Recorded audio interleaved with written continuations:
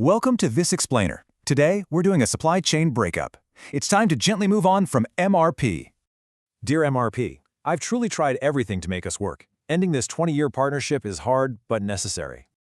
I respect you, but constantly fixing your output and taking the blame for your failed plans is exhausting. We've just grown apart. I really need an adaptable planning process now, and that's just not your strong suit. Your go-to solution, safety stock, just ties up capital. And honestly, it creates more problems than it solves. Your stubborn insistence on rigid precision during constant disruptions has finally pushed me way beyond my limits.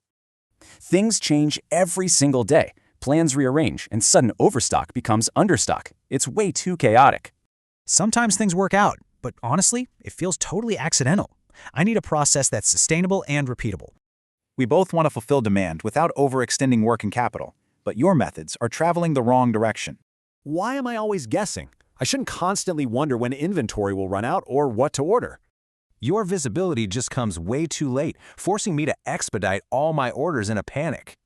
We've had a long history, but honestly, for my own sanity, I just need to move on. Your errors bring zero adaptability and late visibility. My new solution brings balanced inventory and early shortage detection. So, meet my new partner, Demand-Driven MRP. He brings the exact adaptability I've been desperately seeking. I finally found comfort.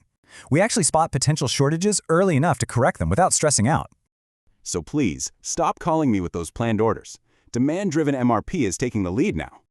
I'm not totally abandoning you. We'll still see each other occasionally between those new strategic inventory positions. Ultimately, it's not me, it's you. So are your legacy supply chain tools helping or holding you back?